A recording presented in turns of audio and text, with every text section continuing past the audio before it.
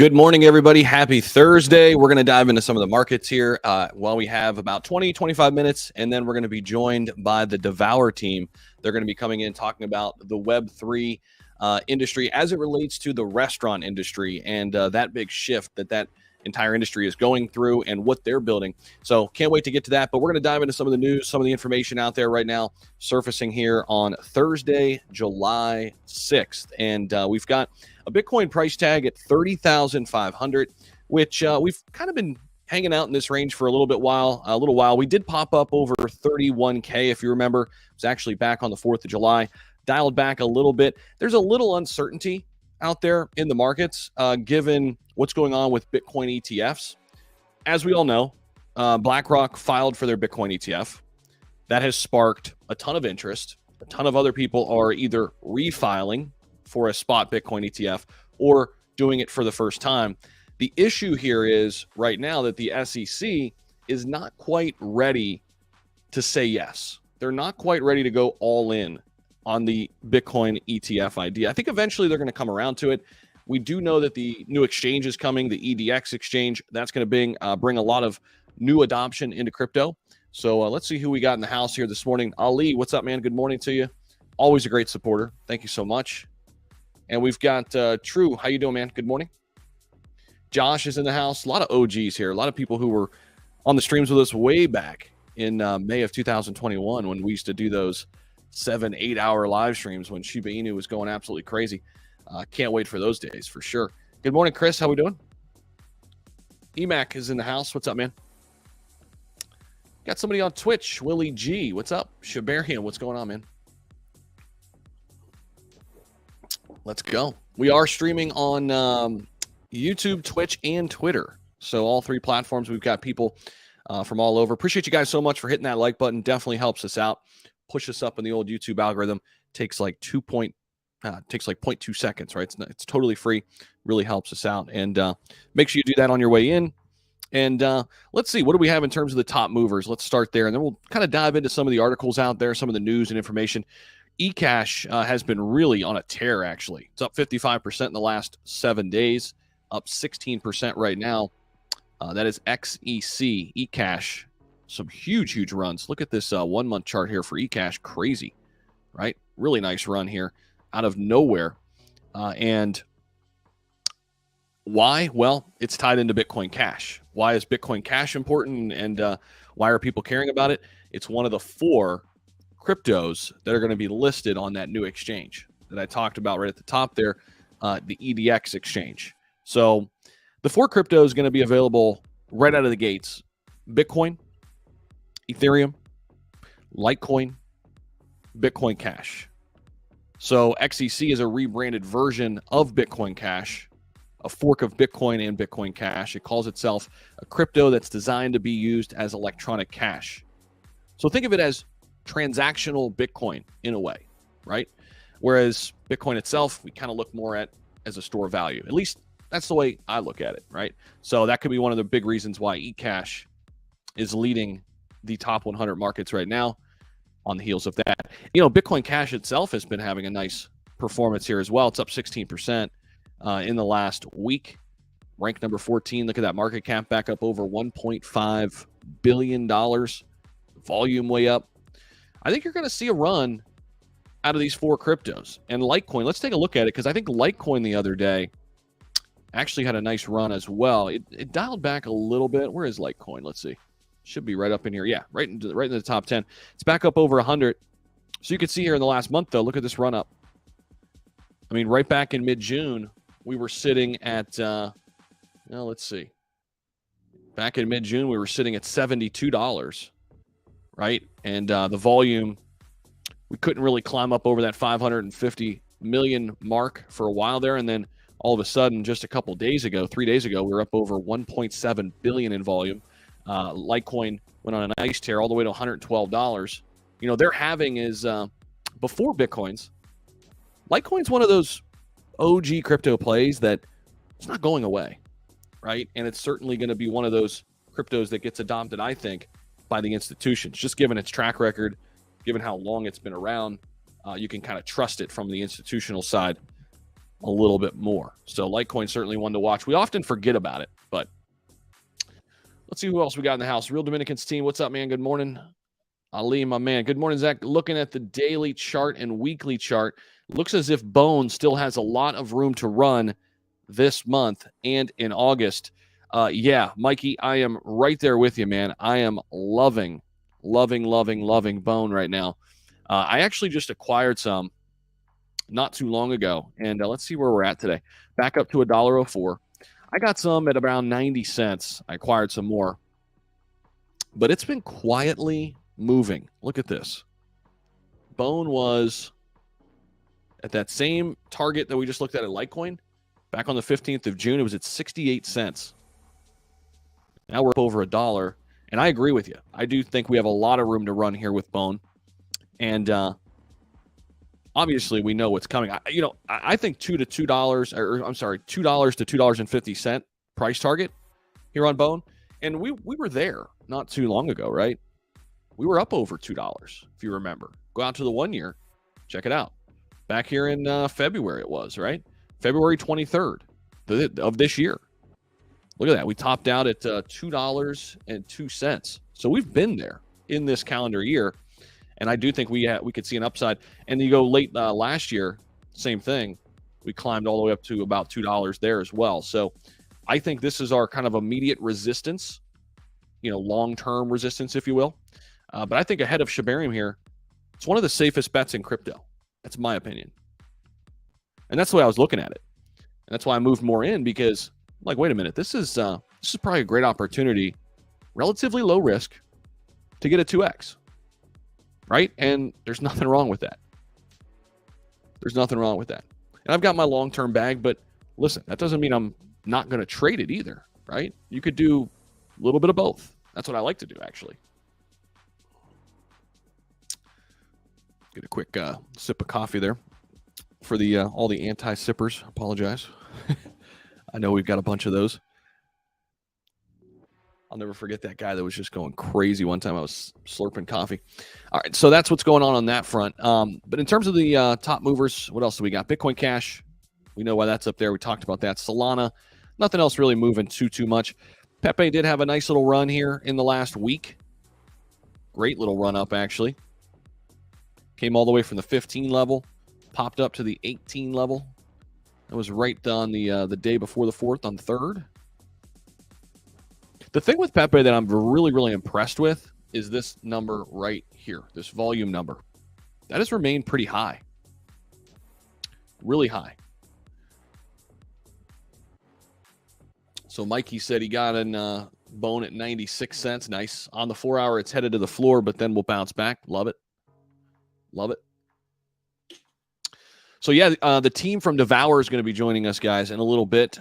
They are the bridge between Web3 and restaurants. Talked about them last year. They've been around for a while. Really strong company. Can't wait to have their team on here. Austin Hilton's going to be joining me too, so don't go anywhere. That's coming up at the top of the hour, coming up here at 10 o'clock, so don't go anywhere. We'll be breaking it down and talking with them and where they think this industry is going. And if you're interested in checking them out, make sure you check out the links that are in the description. And let me just make sure, actually, I put them in there. Yes, the website's in there. You've got the CoinMarketCap, and you got their Twitter. So if you're interested in checking them out, make sure you do so down there. Definitely do that. And again, they're going to be joining us here at the top of the hour. All right, so what else do we got? Any top news here? Let's see what we got here. Latest news. Let's see. What do we got? I saw this one this morning. Crypto.com is backing USDC deposits on Avalanche. Avalanche is kind of a chain that not talked about a lot, but super underrated, I think. One of those cryptos that burst on the scene, late in 2021. I don't know about you, but I missed the boat on Avalanche the first time. It's great that we have that opportunity back again. Kind of did what Solana did in a lot of ways. The other interesting thing that Avalanche offers, I was actually talking to somebody about this who's working on the Avalanche blockchain doing this, is this idea of fractionalized real estate. That is something to watch with Avalanche. We also know that Avalanche partnered with Amazon So Avalanche is a chain to watch for sure. Crypto.com backing USDC deposits over there on Avalanche.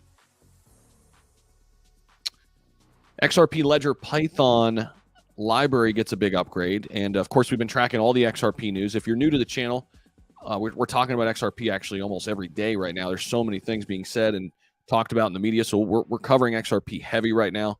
We're covering all crypto heavy. So if you haven't subscribed, definitely consider doing so. Love to have you join the community. RippleX, the team charged with the support and development of XRP Ledger, has announced a significant upgrade to the XRP Ledger Python library. That is XRPLPY. In a new tweet, RippleX makes it known that a new version of their ledger is out now. And it says the wallet class has been revamped to let you keep your keys in whatever format you want. You can now autofill, sign, submit your transactions all in one function. Find out what's new and how to migrate. So there's some Ripple news for you. They're still building. Yes, they're going on on an adventure right now with the SEC, but they're still going. They're still moving, especially outside the U.S. How about Dan Gambardello talking about Cardano? Huge Cardano bull. And he's given some reasons why ADA will start outperforming soon. And listen, I love Dan's content. I cover Cardano as well right here on the channel. I've got a big holding in Cardano. It's a slow mover, man. It is not one that you wake up to and see it going absolutely parabolic, right? It is a slow grower for sure, but it is certainly one to keep your eye on. And here's the thing. It's been around for a really long time. Cardano's been around since 2017. It's been in or around the top 10 since 2017. So it's almost like a stable coin. And people say that about Cardano as like a negative thing. I look at it as a positive. They're like, why would I want to buy that? It's like buying a stable coin. Well, in a really volatile market, sometimes having some less volatile assets could be good, right? So Cardano is one of those for me that I look at kind of similarly in the Bitcoin and Ethereum kind of class, right? Doesn't move a lot, but when it does, it moves with the overall market, and you should get good gains. So let's see. Oh, we got Austin here in the house too. Let's bring him in. Let's go like this. What's up, man? What's going on? Oh, not much. Talking about Cardano, talking about the markets. How are you, man? What do you think? What are you doing right now? I'm good. I'm on my back patio today, so there's the I love it. It's not 8 million degrees right now, right? So I can be out here for a minute or two. I love it, man. Looks nice out there too. You got a nice setup. Yeah, it's nice. Got the pool out there. I do. Of course, the pump broke the other day. There's always something wrong. That's the thing with getting those nice things, man. Yeah, it's always something breaking. So, how many we got with us right now? We got about 36 with us on YouTube, but I'm sure we got a bunch on Twitter and some people on Twitch. So you see that Satoshi officially came out and announced the launch date for Shiberia? No. Yeah, I missed that. There's an article on cryptonews.net if you want to go over there and yeah. Actually, you know what? I'll text you a link to it. Hold on, I got it right here. Hold on, I got you for you. I got it. He's announced it. So he's announced it coming out at ETH Toronto, which is the 13th of the August 13th to the 17th. So that's when we. I think I got it. I think I found it right here. Let me see. Yep, that's it. Okay. Yeah. So I did a video on that, and I'm like, whoa, hey, all right, and it coincides with the date you and I have been talking about, man, like mid-August. So we've been kind of talking about that August date. So yeah, so if you go down, it's in the first paragraph, you'll see it's right there in the. It's kind of fitting though too, because I think I even mentioned this yesterday that SHIB launched in August 2020. Yeah, they talk about it. So yeah, 3-year launch, our 3-year anniversary, right? And yeah, it's right there. And they're also going to launch the world paper, and so he's going to speak via AI. Interesting. So, kind of quite a bit in that little two paragraphs there. Interesting. I love it. So yeah, it was funny because I saw I saw that article that they were like CEO of Red Hill which That's for me. those of you out there, that's awesome. CEO of Red Hill is eyeing August as the launch of Shibarian. Yeah. And I had to make a video as soon as I saw that. I'm like, okay, I'm gonna be like, hey, who's the CEO of Red Hill? I mean, what's his opinion matter? But anyway, let's cover. Yeah. You know, I said something like that. Yeah. But I saw that was, you're spot on, man. Yeah. I would, every now and then, what is it? A blind squirrel finds a nut. I mean, every now and then you get one right. Every blind squirrel finds a nut sometimes. Yeah. Yeah. So, yeah. I mean, so this will be cool. So they're going to do it at the ETH Toronto event, which is, I believe, the second year they're doing this, coming up on the 15th, 16th of August. It's 13th, 17th, but I think the actual event is 15th, 15th, 16th. Yeah. Yeah. Yeah. Well, there's a couple. There's ETH Women. There's the blockchain futures. There's obviously there's some different moving parts there, right? But bottom line, there's your date. You know, it's and I know you and I have been talking about Bone. Yep. I know you bought a lot of Bone. I bought a lot of Bone. I haven't looked at has Bone gone up? Nothing's really going on in the market right now, but it's sitting at $1.04. I think it got up to $1.06 at one point. But you know, when we started talking about it a little bit amongst ourselves, and I was just actually telling people out there listening, you know, right. I mean, it was 68 cents back in mid-June. We were like, hey, you know, it was kind of quietly moving up, and then it was like, hey, this thing's like 85 cents now. It's probably a good idea. And we were talking about, I don't know if you heard it, probably a pretty good safe bet right now in crypto. Wouldn't you say? Start eating ice. I think it's the single best / safest bet is out there. I have a very simple analogy, and they're same, but they're same, but not the same. How would you have liked to have been around when Ethereum was $30, $50, $100, $5? I don't know what the number is. You know, I mean, am I saying that Bone is the same as Ethereum? No, that's not what I'm saying, but it is what I'm saying, right? I mean, I think this is going to be the biggest layer 2 launch out there. And I'm not, again, I know it's not Polygon Matic. I mean, they're not comparable, but yet they are. I mean, for what Shibarium is going to be and what it's bringing to the ecosystem and the amount of projects and blah, blah, all that stuff I've said a million times, and so have you. I think it's going to be amazing. And I think that Bone, we're getting even more insight, right? We know the burn mechanism now, that transaction that basically it's going to be stored in Bone, correct, and then transferred, swapped out to Shiba Inu tokens and then burned. Okay, so it's a safe bet. I mean, it's such a safe bet. So yeah, I mean, I agree on everything you just said there. And when you look at this, here's the crazy thing. I think people forget. Bone had a little run up earlier this year on really nothing. I mean, just nothing. Speculation. It went to $2. Yep.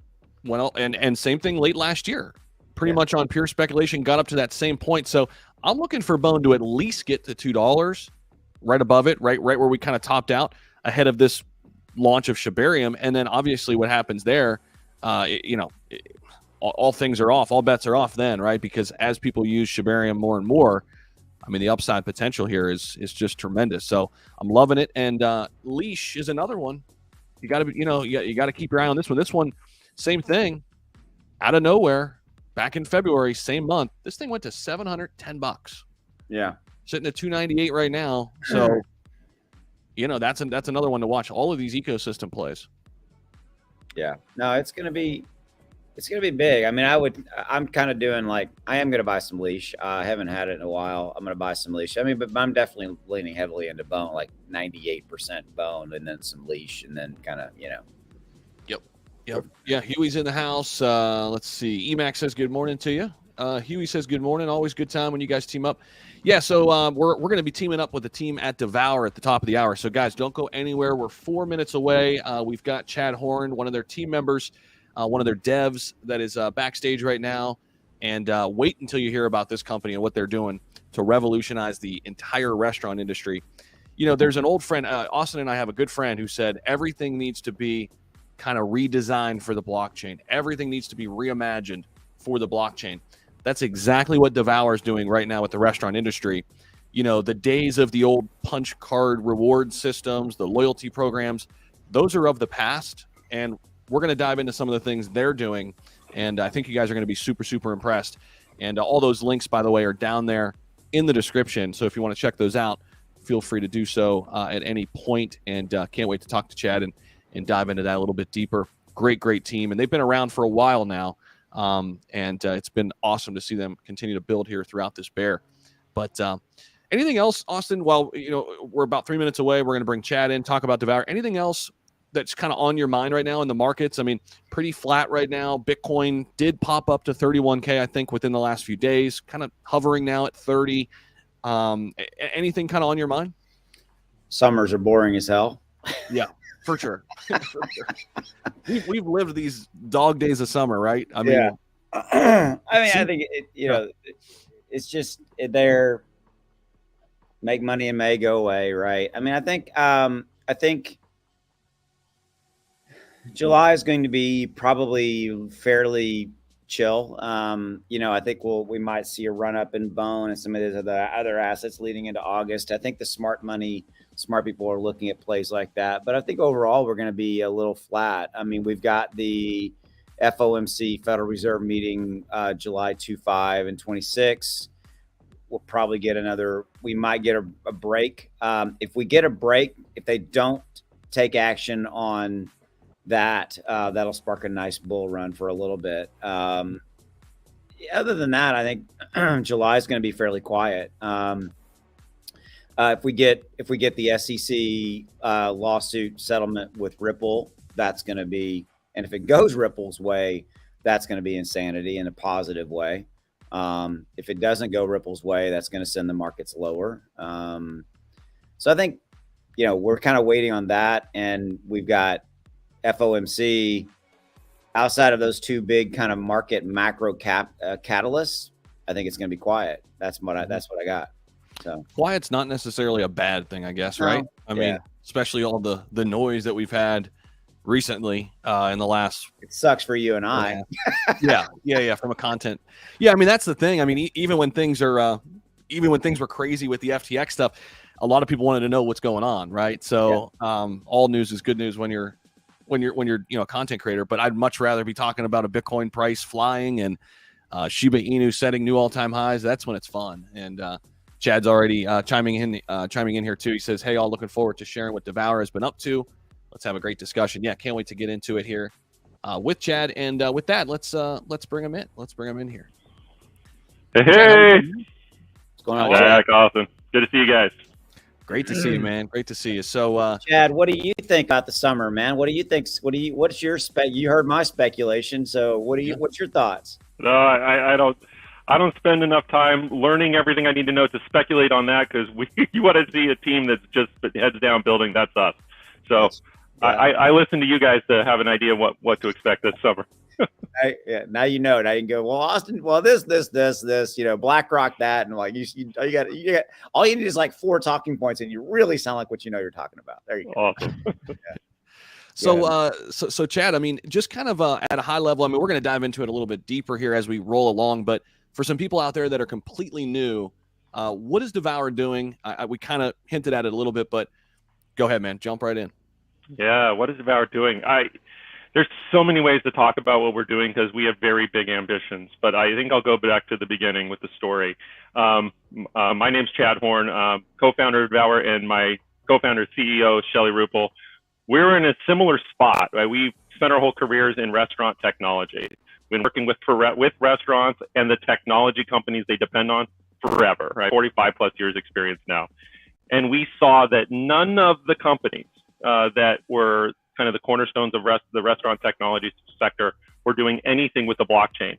And this is even going back to, 2022, right? Even still, like, other than us, right? Like who out there of any relevance doing anything for the restaurant industry? The restaurant industry is massive. And meanwhile, we see sports, entertainment, fashion, doing all of these awesome things. And our industry that we love is going to get butt kissed unless we did something about it. So that was the origin of why we created DeVour in the first place. I destined to be that restaurant technology company that was going to bridge the Web3 world with the massive restaurant industry. And because we had the background on how to do that, right? Because we knew all the intricacies of restaurant operations and the technologies they depend on and how blockchain would need to fit in that world. And then the awesome part of the journey that has led us to, not today, but even well before today, is the product that would actually tie into restaurants at scale, right? Our ambition truly is to transform the restaurant industry with the power of blockchain. And on the other side of it, it's perfect because you and your community, everybody knows its utility. It's going to be real applications that dramatically transform the user experience, leveraging the power of blockchain. That's going to bring us into the future together. That's going to lead to mass adoption. And the great thing is there is a lot of great stuff about the blockchain, not the least of which is the power of community, digital communities that are forming up around the world. And that's relevant to restaurants because that's where people are, right? People are in these digital communities, and we'll get to some of the other places, other channels like games, we're in the metaverse because that's where players are going. And so our mission is simply to connect people with restaurants in the new way of doing things. We're doing this for the next generation. So what you see ultimately, we have an ecosystem of around this, right? DeVour Go is our app. Actually, a little bit of alpha for you guys. We're in the App Store for Android right now. And we'll be in iOS now. We've been on the web app on the web, but now we're in the App Store. So check that out. But what you can do there as a user is a very familiar experience. You can order food, but now you're getting recognized for the digital communities you're a part of.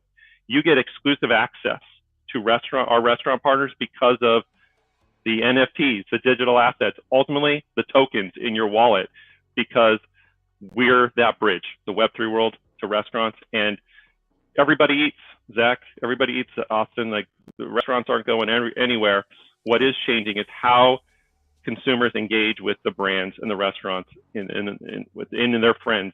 Everything's changing because of technology, and we're making sure that restaurants, because blockchain will be at the center of this, restaurants are getting to play in this space by connecting with people in the ways that they want to be connected with on the basis of their digital communities, their identity, what they want to share through their wallets, etc. We're making that happen, and we're doing it for the mainstream audience.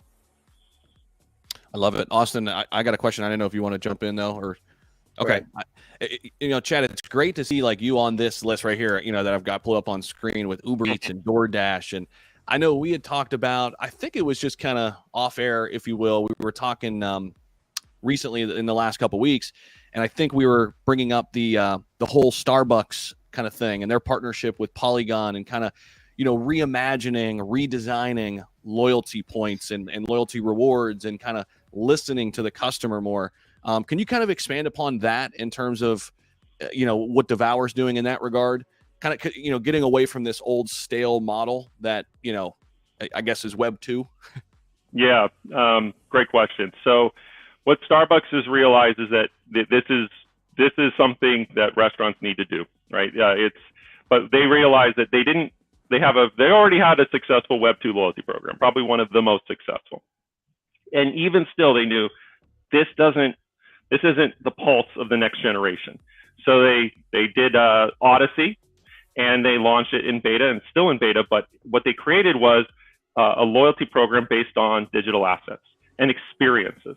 And it was what it really did is created the fans that were already interested in Starbucks, and it let them take that next step to ultra fandom. And let them go in a virtual tour of a coffee farm, and I forget which country, and complete all of these objectives, very gamified, and earn really valuable rewards as a part of the process. And one of the things that excites me about that isn't just that the user experience is good, which should matter to everyone here, but that it's going to drive and has driven the right business results for Starbucks. They are getting more orders. They are getting more business as a result of that. Because what businesses need to see is that, hey, this isn't just a cool thing to do. It makes business sense. So it's the same thing at DeVour, and one of our big partners, Huey, your question, WowBow, 700 locations across the country, a virtual brand, probably the most successful virtual brand that I can think of. And they recognize this too, right? That, hey, we have a loyalty program. We need to have a loyalty program. There's all kinds of different people, all kinds of different generations, but we need to make sure we're doing this for Gen Z. and they're the largest generation, and they have massive purchasing power. And Gen Alpha right behind them. These folks always grew up always knowing the internet. Old school loyalty programs don't work. They need to give more control and intrigue and experience to those users. So they rolled out the WowBow Collect About. So you get a digital asset, and it unlocks all of these experiences at their partners, including DeVour, where you can go and then get exclusive benefits for holding that asset in your wallet. So the thing tying it back to Starbucks is Starbucks, WowBow, they're showing the industry that the business results are there, so we as DeVour can bring in all of the restaurants into the industry in an easy way. We don't ever require the restaurant to understand anything about the blockchain or Web3 to lean in, take their first step, and start benefiting themselves and the users on the other end of the app. Love it. I love it. And guys, if you want to get more information, by the way, as we're rolling along here, love your questions. Drop them in there. Drop them down below. We'll get to all of them. But if you're wanting to find out more, of course, you could do a deep dive. Check out the white paper. Links are down below in the description. Make sure you're following DeVour on Twitter, staying up to speed. As Chad said, these utility-based projects, companies that are building right now, there's been a lot kind of said about the meme coins, and that's great, right? And they are what they are. But these top tier projects looking to revolutionize different industries, these type of companies are the ones that rise to the top in the end. I'm always keeping my eye on companies like this. So many great ones out there building, and DeVour is certainly one of them. So Chad, I got one more, and then Austin, you could jump in. But I want to know more, Chad, about the sports industry and how this kind of fits, because I think there's such a massive opportunity here with sports and like fandom, because you already have these huge communities of people that have like this, passion and loyalty toward a fan base. Like, how can DeVour capitalize on this? Yeah, sports is one of our favorite examples of what kind of community that's going to bring food and the blockchain together, because so much so that we actually joined a sports technology accelerator in Hype Innovation. I don't know if everybody realizes just how much sports and sports leagues and teams are leaning into this space. It's ridiculous. We have a meeting coming up with a NBA team not too far from myself. But the reason for this is because, to your point, sports fans are passionate. Mm-hmm. They're large groups, and even sports as a whole has been looking for a way. They've seen their audiences with the younger generation diminish. They need a way, right, desperately, to make sure they're staying relevant to the younger generation. They already know that, and so they've been leaning into the space. So we as DeVour say, wait a minute, sports and food have already gone together in a big way for some time. So, hey, sports teams, sports fans, wouldn't you like to have a digital asset, collectible that recognizes your community? And these are out there, like the Manchester United, that football team with 1 billion fans internationally. They rolled out an NFT last year. They didn't call it that, but it's between 600,000 and 700,000 of those minted. Sports teams across this country getting into space. The NFL, you go in 100 games last season, get a commemorative NFT ticket. We can turn those assets into benefits, exclusive access to the restaurant partners that those teams want to partner with. So sports are perfect because of the size of the audience, the intensity of the audience. And one of the things we always talk about is that if you are part of a community that you're passionate about, and I know a lot of the people listening are passionate about various communities, like SHIB, for example, for good reason, you want to be able to communicate and express to your friends, your contacts, that you are part of that. You want to express it in different ways. And expressing your community involvement through food is just common sense. People have always been doing that. Imagine going to a restaurant and say, hey, look what this restaurant is doing for the SHIB community. Look what this restaurant's doing for the NFL, my favorite sports team. It's just so obvious. I love it. I love it. Mikey's got a great one. Chad, what separates you from Dash and Uber Eats? Blockchain, right? I mean, kind of from a technology perspective, but beyond that, the community recognition, right? That I, as a member of any community, I, as a believer in the future of crypto, Web3, could come in here and play, right? In that world. And I mean play literally. You come into DeVour Go, there is a section called Go VIP. You can play games. You can share content. You can order food, all to earn points and level up an account. because that is part of the community experience. We're actually introducing individual and community leaders to that as well soon. But the next generation are game players. 90% of Gen Z identify as gaming enthusiasts. So yeah, DoorDash, Uber Eats, they do not have gamified ordering. No. Gamified ordering and kind of making a complete experience there for a generation that grew up with PlayStation, Xbox, Nintendo, etc. It just makes sense. And so much so that we're thinking about the app integrating to multiple gaming and metaverse worlds, right? Our first partner, and they're phenomenal, is Ultiverse, where you are playing a game and you can order food in it, right? And then you get that food delivered to you IRL. But we don't stop there. The next iteration of that is your player in the game gets a power up, right? You increase your energy bars, you get some superpower in the game based on the fact that you ordered food from one of your favorite local restaurants. Chad, I mean, I think in listening to you, and I knew everything you had talked about, but I think one thing that really hit me was, obviously I have a 15-year-old son, and we do a fair amount of DoorDash and Uber Eats, right? And it's just kind of the world we live in. I cook, but we always kind of are consistently seeing ourselves. So I'm coming at it from that perspective. There's there's a statement in question here, right?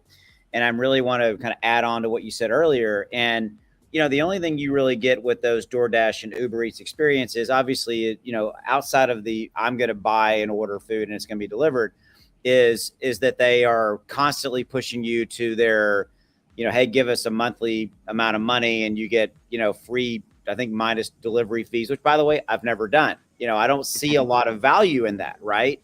I'd rather pay you the $4 or $5 I have to pay every time.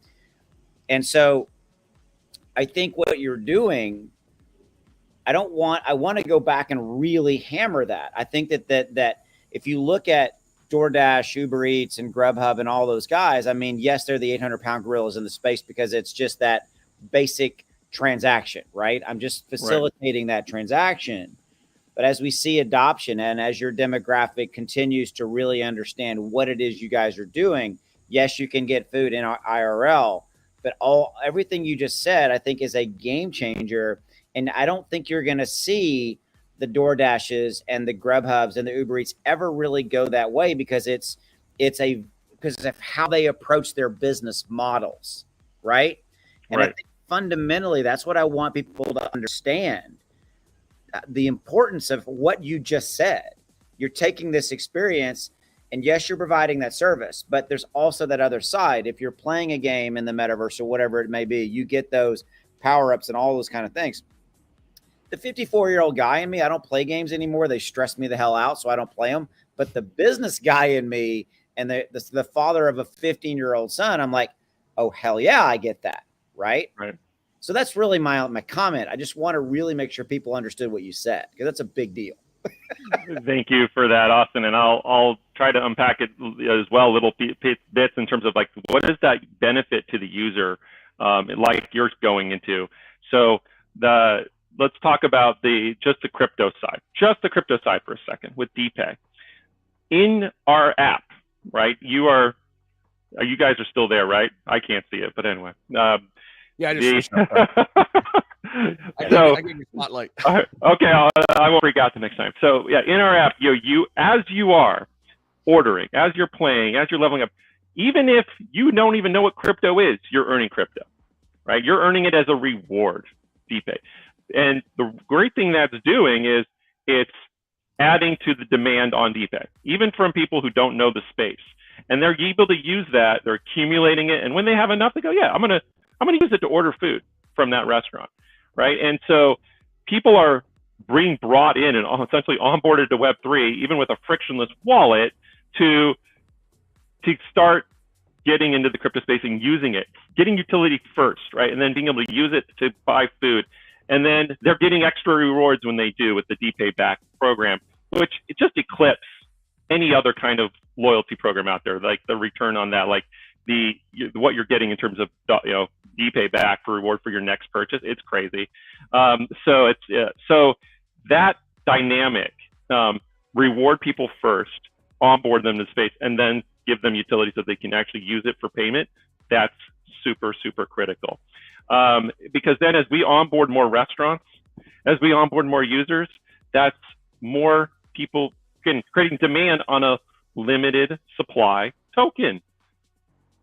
Supply and demand, it's always the thing, right? So we want to do that for our community, because then that also showcases the power of blockchain, crypto, that, hey, right, it is very communal. It is like, it's giving the power to the people. It's letting everybody benefit as a platform and ecosystem grows. That is just the crypto side, right? Then it's similar on the digital asset side, right? The NFT side. We want to show like a kind of best case example there too. So our industry pass, Austin, you talk about like the Dash Pass and the different programs they have for, to not pay delivery on those other platforms. Ours is, thanks for pulling it up, Zach, is you get this industry pass, you don't pay delivery fees. Not for a month, not for a year, but like, right, it doesn't end because it's the benefit is tied to the asset that you hold. And we say, all right, well, this isn't just that, it's a chance to reward the user with more crypto. So everybody holding this pass gets $10 a month in DPay, just right into their wallet to give them that much of a boost towards their next online order.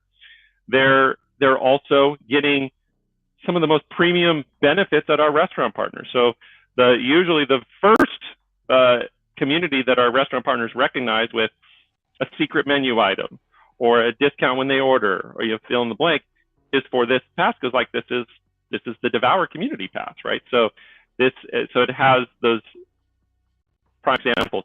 But we also view it as sometimes people just need a boost in like creativity, like what can you do? We're giving people creative ideas on how to make these connections between restaurant brands and community partners by showing them through this lens. Like, hey, we did it first, you can do it too. Like, here's the tool set on our platform to do it. Let us help you set that up if you need help, so that restaurants can build their own collaborations with whomever they want, and awesome communities can reach out to restaurant partners and say, get on DeVour. We want to send our community members to you guys because you guys are going to recognize our community with X, Y, or Z. Yeah, and I think, Chad, that goes back again. I'm just wanting to jump out and really hammer key points, right? I think you've said the word community. I haven't been taking note, but a lot. And I think one of our first conversations that Zach and I had with you and Shelly was we knew you were already going at that communal route, right? But I also want to point out, because our Zach and mine audiences are very, our channels are built on Shiba Inu and Dogecoin and some of the other communal coins. I love that you are, how multifaceted you guys are looking at this. You're looking at sports communities, you're looking at, all these different communities, but you're also you're also seeing it and going, okay, we need to do something, and we're going to do something for the Shiba Inu community or whatever it may be. Right. I think that's one thing. Again, I always look for leadership, right? I always look for leadership, and you guys being industry veterans, but also coming at it from this crypto angle, completely sets you guys unique, and you're early, right? We're all early. The people that are here early are very, very early. And I love that you're looking at all that communal, and then obviously doing everything you're doing. But, with your industry pass, you're going to have different things. Again, for these different communities, and everybody can grab and take what they want, i.e. respective and reflective of their communities. I think it's just amazing what y'all are doing in that regard. Yeah, just quickly on that note, I mean, so many of the NFTs that are out there, it's like, why am I owning this? Aside from it just potentially going up, right? I mean, like, what's the use case? And I love that you guys have carved out a real use case. I mean, just at 0.086 ETH, and you're getting all these benefits: 0 delivery fees, $10 monthly in DPay, 5% DPay back on DeVour Go orders. So, I mean, this is what it's about. And I think kind of bringing NFTs to real life is the way I kind of think about it. And you guys have definitely started to do that. Mikey, man, he's got a ton of great questions. So it's funny that we get this question from Mikey. Like, we've had this conversation multiple times internally. So while the platform doesn't let you do it today, it's only a matter of time before you can, because of the types of companies we've been talking to and working with. So Not today, but don't be surprised when you hear that announcement come out of DeVour. Love it. He also chimed in. He said if we could use rewards for tipping, that would be great too. So let's see what else we got. Huey says, so I'm not very smart. Does the restaurant determine which token they reward with? Not today. So in our platform today, DeVour DPay is the only payment and rewards token. To talking about partnering with token communities. So our first, I won't spoil too much, right? But we are going to be working with top communities like the ones Zach and Austin talk about all the time, to be able to accept those as forms of payment in our platform, and then recognize holders of those communities, holders of those tokens, with exclusive benefits. So just like holding an industry pass here, not just like, because there's probably going to be certain benefits that are going to be unique to the industry pass, like free delivery. But if you have, let's say, X number of X amount of Shiba Inu or Doge, imagine that being the key that unlocks your experiences at various restaurant partners. So in that way, you will see being rewarded. And I would bet both the SHIB and Doge community can put up a serious fight in the community leaderboard. Definitely, yeah. And Mark chiming in, if DeVour allied with Shibarium, it'll grow very fast. Yeah, Shibarium's launch date, Chad, has been announced. I don't know if you saw that. So people are excited. It's like August 15th, right, Austin? August 15th, 16th, somewhere in that time frame. So 1516. Yep. Yeah. So definitely, yeah. I think we've seen it. I mean, time and time again with these community tokens. If you can kind of get in there and form a partnership that everybody benefits, everybody eats, pun intended, and then it could work. So definitely. So on that too, one of the things that I think really gets us excited. It's like, yes, we have our own community, and it's awesome. The people in it are awesome. I want to encourage everybody to check it out. We meet mostly on Telegram, so we're Go DeVour on Telegram. But right, as awesome as our community is, we know that collectively things are even bigger than that if we're helping other communities grow, because not every community has our engineering team. Like, we've got point in time 7 to 10 engineers working on this product, growing it, and it's insane. It's this marvel of Web3 and Web2 engineering.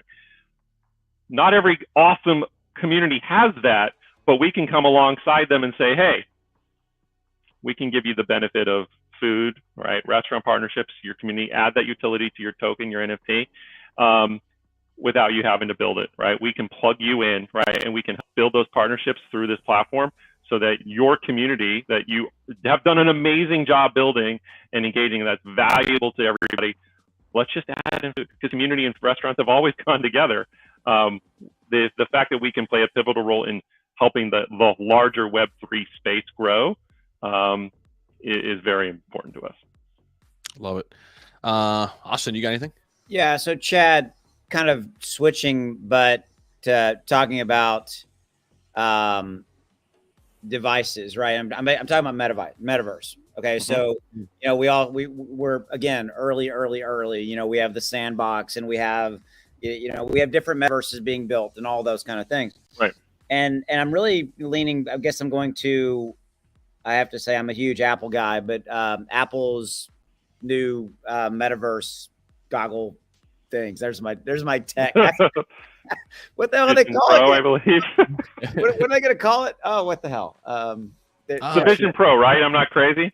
I'm thinking that's what popped into my head. Vision Pro, yeah. I think it's Vision Pro, yeah. So, it's going to come out next year, $3,500 price tag, et cetera. It's going to be expensive and all that kind of stuff. Really what I'm asking you about is that,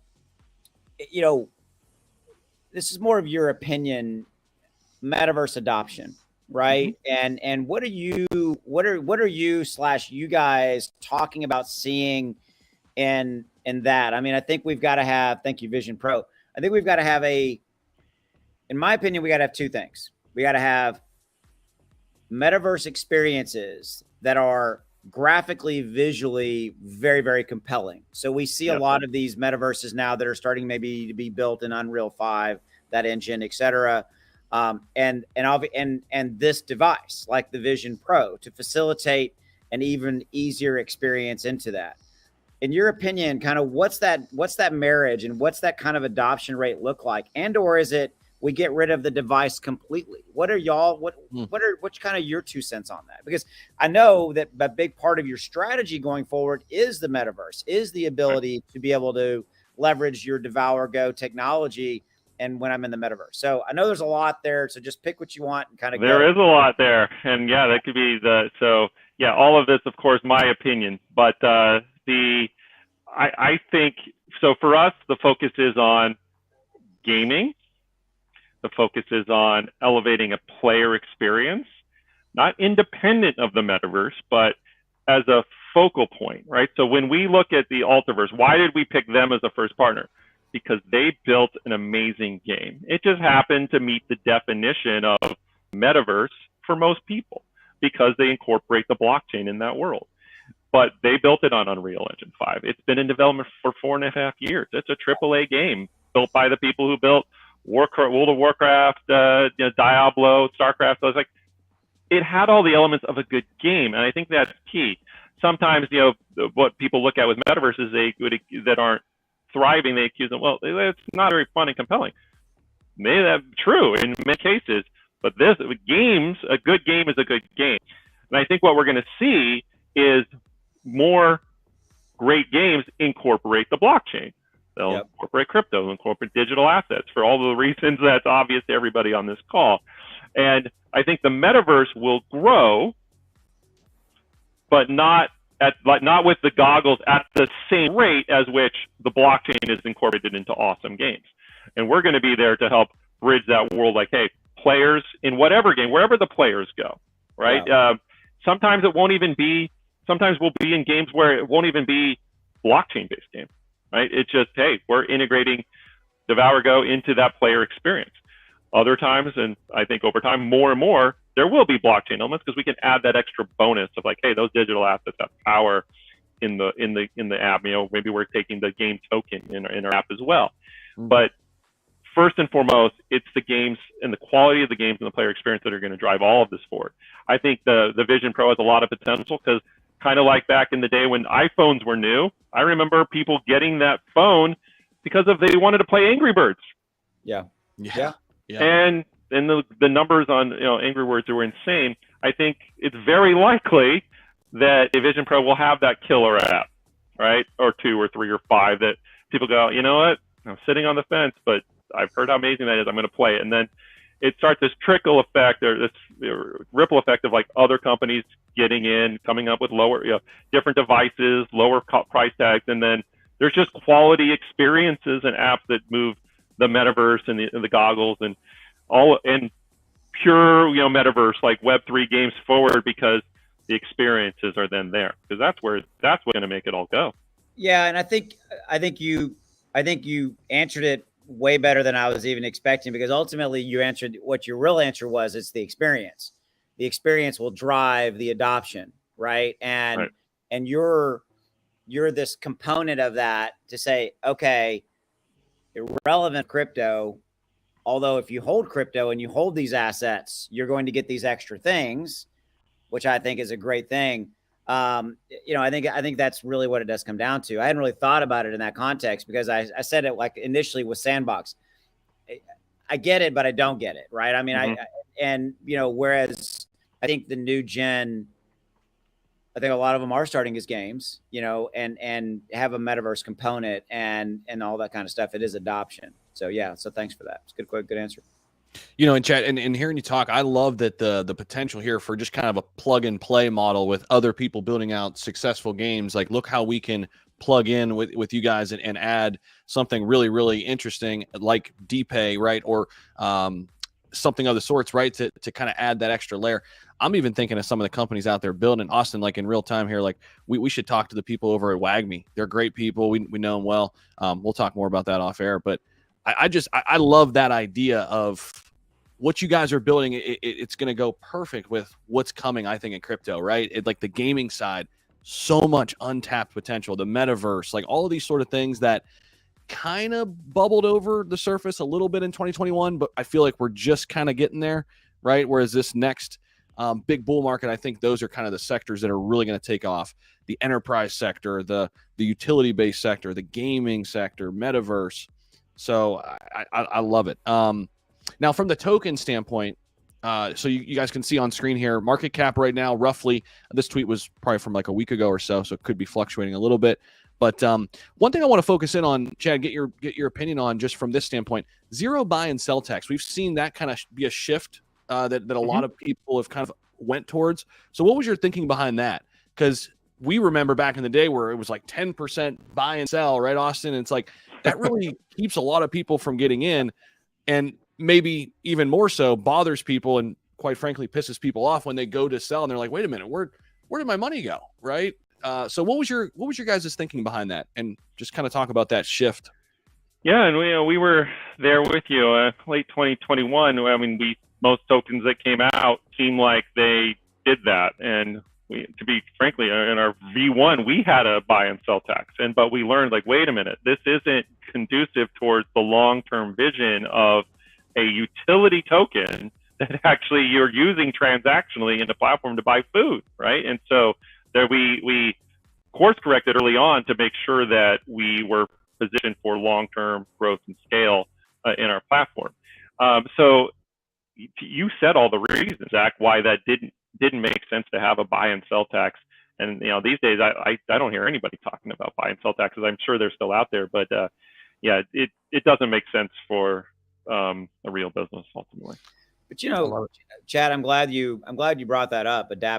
Adaptation, right? I mean, the fact that you had it early in your contract and your tokenomics, and you guys changed, and I think you adapt and you change, and you don't hear a lot of co-founders talking about the fact that, hey, we had that and we changed. And I think that that's something that people need to understand, is that, again, what I heard was that you listened and you watched the market and you saw what you needed to change to make it better for people who use your technology, who use your app, who are, all the communities and everything we've been saying for the last, 45 minutes. So that's something that I'm glad you said. I'm glad that Zach, that's good you asked the question, because, the market has changed. We were all there. You sound like you were too, Chad, where, you're buying and selling these tokens, and it was like a pain in the ass when you wanted to go sell it. And you're like, well, shit, man, I got 15%. I remember as high as 20% stated in their tokenomics. That was insane. On that point, Austin, too, like, and Chad, you could chime in here. I mean, I feel like to get to that like next level of adoption, like we need to make it so easy. Like, everybody has Uber or one of those types of apps on their phone. They just know how to use it. It's just second nature, right? Like we need to get to that point with blockchain. And obviously you guys share that same vision, right? I mean, do you think, like, what do you think gets us over the hump in terms of full blockchain adoption? Is it just that? Is it, something else out there? There's a handful of things. I'll pick two, right? One is the user experience. Is it easy, right? To your point, very important to us, right? That we don't just build for the Web3 enthusiast crowd, the degens. That is, I mean, love it, love y'all. Yeah. But we need to make sure that, mom, dad, grandpa can all, use this app. And the way we're doing that is focusing on design, right? If you go on DeVour Go, you're going to see like, hey, wow, they really have a good design team from, user experience, UI perspective, especially on mobile, where we know that's where the vast majority of users will be. The other is the blockchain, the crypto wallet, the MetaMask, the Coinbase wallet, everything everybody listening probably did to onboard to the space. We don't need to require our users to do that, right? We partnered with Magic Wallet to do two major things, right? Logging into the app, authenticating your account, which includes a wallet, right? Not being anything more than just popping your email, right? And authenticating via email. No private keys, nothing like that. And then you're just given a wallet, right? That's just baked into your account that can start, collecting and leveraging these digital assets, so that you're unlocking these restaurant experiences based on your holdings, your assets, without knowing even all what that means, right? That's how we get there, right? The usability. So everything we're doing, from a product engineering standpoint, is geared toward how do we make this easier for all of the people who don't know anything about the space, while maintaining the kind of cool experiences and added support for the DeFi crowd, right? So that's key. The other is the killer app, right? I think what's going to make Web3 mass adoption, like those apps that everybody uses, right? And wants to use. Being easy to use is part of that, but it's also got to just be a cool experience. And we believe food has absolutely the potential to play that role of being the killer app.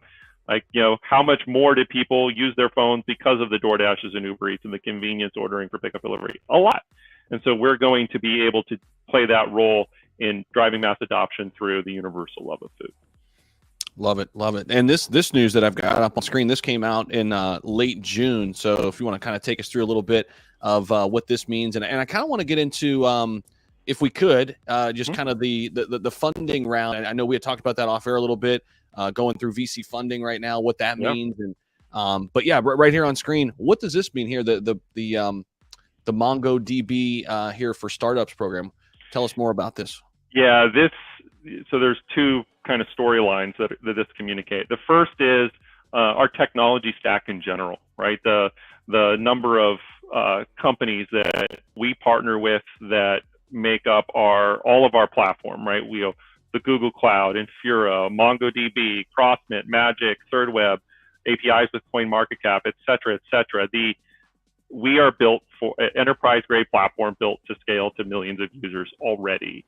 Mongo, don't want to bore everybody, like just our quality database provider, right? That so when you're using the platform, you're ultimately able to see things quickly because data is organized in a right way, and so able to be put on the screen for you quickly. These guys are the best, and they integrate very well with everything else we're doing. But it also means what this indicates is all of the tech companies that like, hey, we want to spin up. We see blockchain's the future. We spin up a lab. We spin up a fund to help startups in the space build. We're gaining a lot of attention from all of our partners and others that will be future partners because they see what DeVour is building and say, wait a minute, we want to be a part of that. So MongoDB is just the latest to do that, and we have others in the works right now. And this is just one of the latest partnerships. You guys have done a fantastic job, even throughout this bear market, because a lot of companies, and Austin and I talk about this all the time. It's kind of put up or shut up time when we hit those rocky roads like we did in 2022, right? A lot of people just kind of crumble, right? And sometimes not for a lack of effort, but the fact that you guys have kind of muscled your way through and you're coming out on the other end of it, it says a lot because it's hard. It is hard to do that in a new market like we're in. Everybody's fighting for eyeballs. Everybody's fighting for attention, right? So I love it. But can we talk a little bit more about the VC funding side of it? You guys are in the midst of that right now? Yeah, I won't get into too much detail on this because for regulations, I'm not allowed to. But I will say, yeah, we are taking fundraising very seriously right now, and we are really building to scale. We had bootstrapped the company, Shelly and I, to get to this point because that would ultimately let us control our destiny more as the company continues to grow. But now with the opportunity in front of us, we have between 300 and 400 restaurants live on our platform today. By the end of the year, we expect to have more than 3,500. To do that, to kind of reach that growth, to capture the opportunity in front of us, is going to take outside funding, and so we're in the middle of that process. So. And Chad, on that point too, so markets. How many markets are you in now? Where do you expect to be by the end of the year? We're in 15 major markets right now, and by the end of this month, that should grow to 25. And then from there, we'll be in the subsequent months in the most of the major primary, all the major primary and most of the secondary markets as well. Love it, love it. Austin, you got some? Yeah, Chad. I mean, I think what I see you guys as is y'all are at the forefront of. I mean, I literally was sitting here trying to think of other projects and other projects that are doing what you're doing. And for the life of me, I can't think of one right now, because what I see you're doing is that outside of the obvious, right? Outside of the obvious of, IRL food. Let's put that and go, okay, that's over there. I get it. But what you're doing is you are truly taking this gargantuan leap of working towards and delivering on a technology that embeds in our everyday life. Yet if you want to be in that metaverse or that gaming initiative and you want to get some food in there over there, again, you have that experience over there. And not just about the food, it's the experience, to your point. It's that's everything else that goes with that. It's very interesting that you guys are leading the charge. And Zach, I'm trying to genuinely think of another project that we've talked to in the last year that is not just talking about it, but is delivering on it. And I can't for the life of me think of one. And that just kind of hit me, Chad, as you were talking about all the things you guys are doing. And I know you and I and Chad, and Zach and Shelly have talked, and I got it, but I really just got it. I really just got it in the context of there's no one really else doing it, because it goes back to adoption, right? Is that you talk about your wallet, and Zach and I've talked about this, not your wallet, excuse me, your app, and the wallet was built into it seamlessly. And Zach, you and I've talked about how crypto is not going to be more than an investment to majority of people until we make it easier every day to use that, or to be able to pay for that thing over there if I want to. Right. It doesn't exist. MetaMask is hard. I use it every day. It's a pain in the ass. Yeah. It's a pain in the ass. And yes, I know it's DEX and buy, but that's not a question, Chad. It's a statement. I really wanted to kind of get that off my brain, is that where Zach and I sit is in this very unique position of we see all these projects and we talk to a lot of them and all that kind of stuff. And what you're doing is fundamentally and completely revolutionary and different. That's all I got. I just was like, that's a biggie. Yeah, and if I can expand upon that, I think, Austin, what you're getting at really, and correct me if I'm wrong here, it's like a lot of the companies we work with, they're building out this great blockchain tech, right? But a lot of it is done behind closed doors, and it's done for somebody, to build blockchain, like an enterprise-based blockchain for a company or something like that, right? And it's so technical that a lot of people can't grasp it. There's certainly a technical element to what DeVour is doing, but there's also a tangible element that makes sense to like the everyday user, that makes sense to the everyday consumer, right? And so I think that that you're tackling both of those, building out great tech, but also providing a great product for the masses, people. And right. I think that's kind of what you're getting at, Austin, right? We haven't really seen that. I can genuinely sit here, Chad, and tell you, take this as you will. I can genuinely say that you guys are not just building it, you're delivering it. You've already delivered it, and you're doing, and you're already there. You're not just building, hey, 2 years from now, we're going to have this really cool thing. Right. Yeah. And so I wanted people that are watching this live, people that'll see the replay, to understand that it's just not that what you're tackling and what you're bringing to the table is way bigger than a food related experience. And I know it's more than food. I know that, and I know there's that, all that, there's that experience, but it is bigger than that. It truly is. I appreciate that, Austin. I would love nothing more than to see, and we try to do this, right? We want to inspire other companies to build something real for the long term. It's the reality. It just is that still, right? Most people in the space are thinking about short term, right? It's just the hype and speculation. There's fun with that. There's maybe some value in that, but we need more companies like DeVour building a truly engaging, meaningful user experience with a long-term perspective on the company and where it's going, because that's what's going to propel the space forward. We know we're unique, and that's the blessing and the curse, because people look at it. It takes some time to figure out, wait a minute, this is different, and figure out all of the nooks and crannies of how it's different. I want to call out our community, because we did exist before we had a product. We were founded December 2021, and for those first several months, we talked about who we were as co-founders, what we were going to build, what our mission was, why we were doing it, and people came in and said, I see it, right? I believe you guys are going to do it. And then we did it, right? So here we are on the other side. We've put out the apps, right? And we're building, and what we're focusing now on is building out more restaurants, right? So that as we partner with more communities, there's just more places to order from, more experiences that can be offered. So we're not like, 5 years down the road yet, but we see where we're going, right? And to us, it feels inevitable. But people who are just seeing this for the first time, it's like, this is different, right? This isn't like anything else out there. I got to wrap my head around it. And so, what I usually tell people is like, that's normal. Okay, you're going to take time to figure out how this is different. It's a company that has a token. It's a company that has a NFT collection that's very different, and we power other communities in a very different way. Come into our community and talk with the people, come to our events, to spaces, and learn, because we think like this, people will learn how to evaluate other companies and projects in the space by looking at what we're doing, because we know we're doing a lot right, and we want people to like say, oh, I need to start looking for that in other companies that I'm looking at. And there's a lot going on here, and just we know it's not like a quick, oh yes, boom, I got it.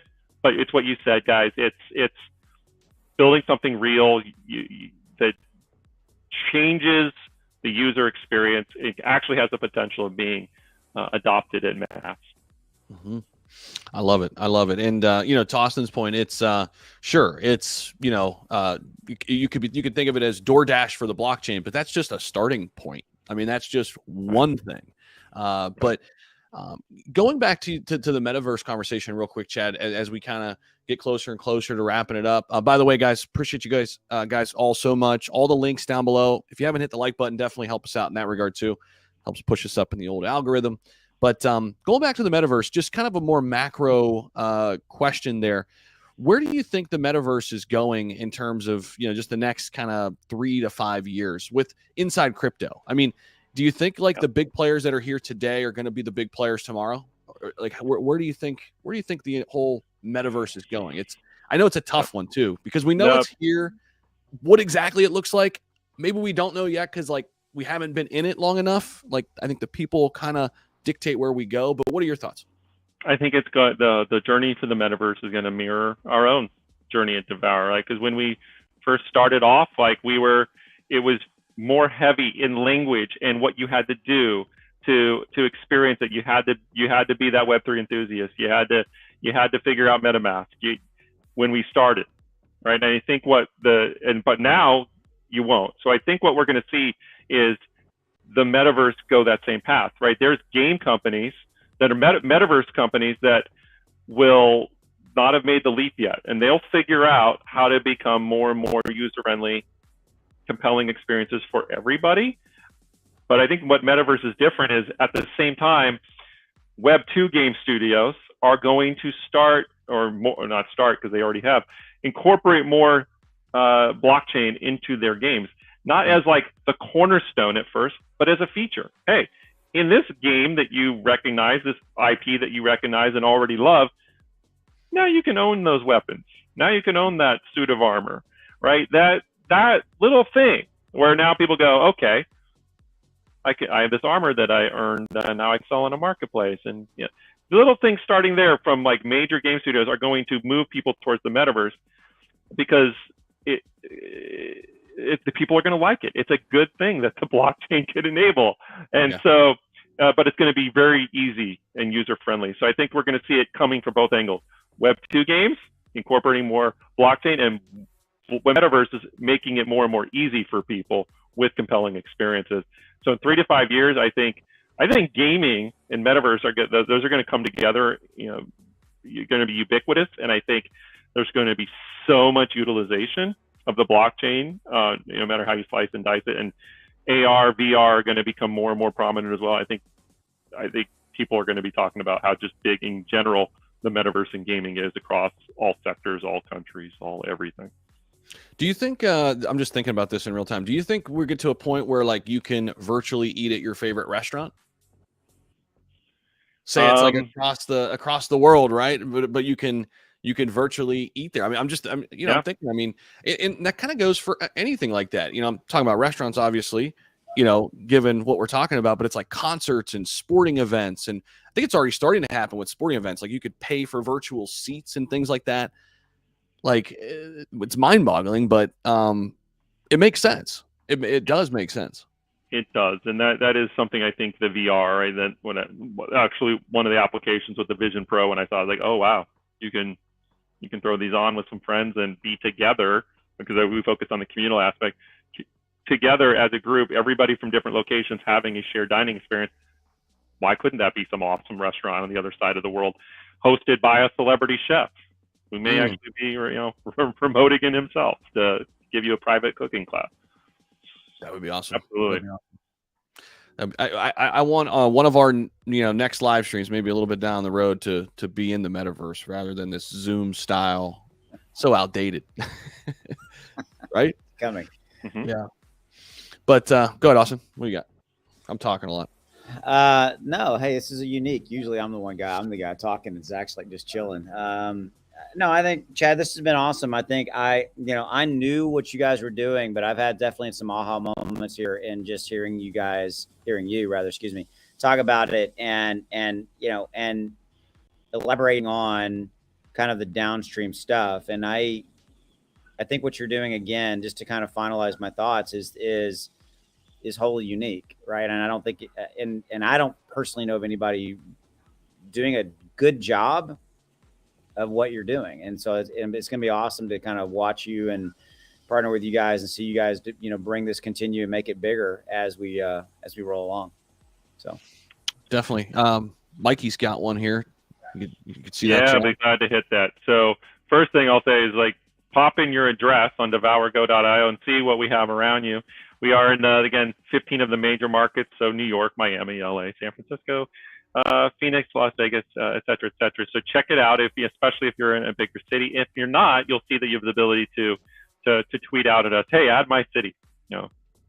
So please do that, and just keep tabs on it, keep checking back, and we're adding restaurants every day to the platform. So yeah, come on in and see. Now what I want to make sure everybody leaves with is, like, all right, what do I do with all this? Again, I'll say, come into our community on Telegram. We're Go DeVour, no spaces, GODEVOUR, and talk with the awesome people that have joined us yesterday and been with us for a year and a half. They're going to be able to answer all kinds of questions. Everybody's got some questions about this. Feel free, come in. The other is, use the app, right? I mean, what better way to see the quality of what we've built and where it's going than just getting your hands on it? So we're on the web, devourgo.io. If you're an Android user, you can get it out of the App Store right now, DeVour Go.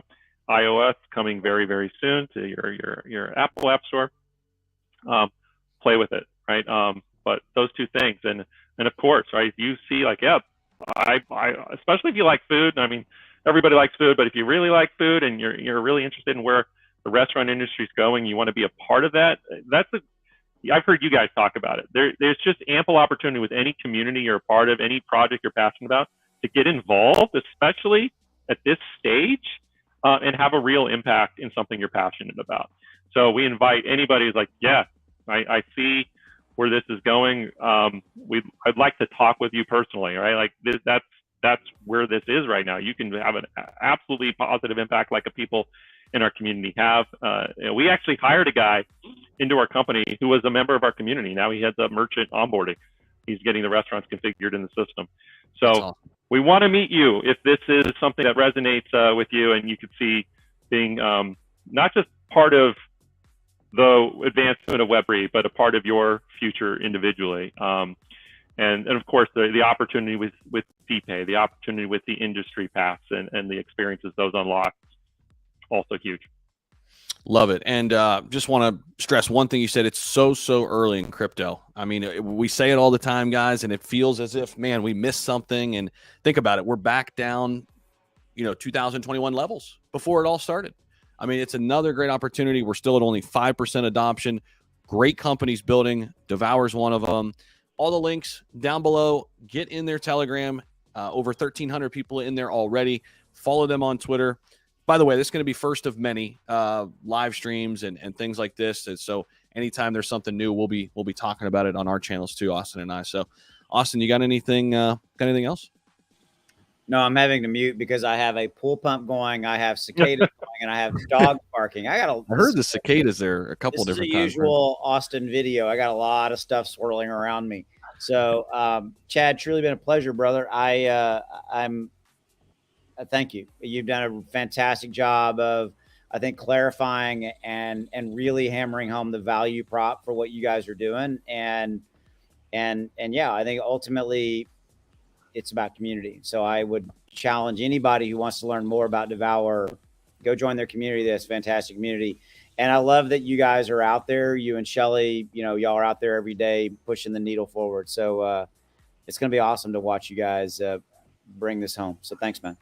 Definitely. Thank you to everybody. Thank you, Chad. And thank you to everybody out there for listening. Nice to see Lawn Dart in the house too. Great friend of mine too in the space. Great to see you, man. But appreciate you guys all so much. And check out everything DeVour has to offer. All the links down below in the description. We'll see you in the next one. Thank you, guys. Take care, everybody.